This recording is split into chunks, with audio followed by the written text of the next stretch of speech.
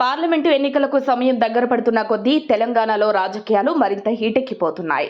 వివిధ పార్టీల నేతలు ఒకరిపై ఒకరు మాటల తూటాలతో యుద్ధాలకు దిగుతున్నారు. విమర్శలు, ప్రతి విమర్శలు, పంచ్ డైలాగులతో రాష్ట్రం మొత్తం హోరెత్తిపోతోంది. అయితే ఇదే క్రమంలో పాడి కౌశిక్ రెడ్డి ప్రాతినిధ్యం వహిస్తున్న హుజూరాబాద్ నియోజకవర్గంలో బీఆర్ఎస్ కు ఊహించని బిగ్ షాక్ తగిలింది. హుజూరాబాద్ నియోజకవర్గంలోని జమ్మికుంట మున్సిపాలిటీకి చెందిన 13 మంది బీఆర్ఎస్ కౌన్సిలర్లు కారు దిగి మంత్రి పొన్నం ప్రభాకర్ సమక్షంలో కాంగ్రెస్ లో చేరారు. హుజూరాబాద్ కాంగ్రెస్ ఇన్ఛార్జ్ ప్రణవ్ ఆధ్వర్యంలో వారంతా కాంగ్రెస్ తీర్థం పుచ్చుకున్నారు. వారందరికీ మంత్రి పొన్నం ప్రభాకర్ పార్టీ కండువాలు కప్పి కాంగ్రెస్ లోకి ఆహ్వానించారు. అంతకుముందు వారంతా బీఆర్ఎస్ కు రాజీనామా చేసినట్లు ప్రకటించారు. కాంగ్రెస్ లో చేరిన వారిలో బొంగోని వీరన్న, మారపల్లి భిక్షపతి, మేడిపల్లి రవీందర్, ఎలగంతుల స్వరూప శ్రీహరి, పిట్టల శ్వేత, రమేష్, రావికంటి రాజకుమార్లతో పాటు పలువురు నేతలున్నారు. మున్సిపల్ చైర్మన్ తక్కలపల్లి రాజేశ్వరరావు అవినీతి పాలన, నిధుల దుర్వినియోగం, ఒంటెద్దు పోకడలకు విసుగు చెంది తామంతా గులాబీ పార్టీకి గుడ్ బై చెప్పి కాంగ్రెస్ లో చేరినట్లు వారు ప్రకటించారు.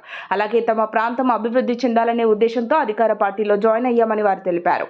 చేరికల అనంతరం మంత్రి పొన్నం మాట్లాడుతూ తెలంగాణ ప్రభుత్వం తీసుకుంటున్న అనేక నిర్ణయాలు, మహిళలకు ఉచిత బస్సు, ఇందిరమ్మ ఇల్లు, మహాలక్ష్మి పథకం లాంటి అనేక కార్యక్రమాలు ప్రజలకు కాంగ్రెస్ ప్రభుత్వంలో ప్రజాస్వామ్యయుతంగా జరుగుతాయి. నియంతృత్వంలో కాదని కాంగ్రెస్ లో ప్రజాస్వామ్యయుతంగా ఆలోచనతో ఉన్న భవిష్యత్తు కాలంలో జమ్మికుంట అభివృద్ధిలో మీ పాత్ర మరింత ముందుకు వెళ్లాలని కౌన్సిలర్లకు విజ్ఞప్తి చేశారు.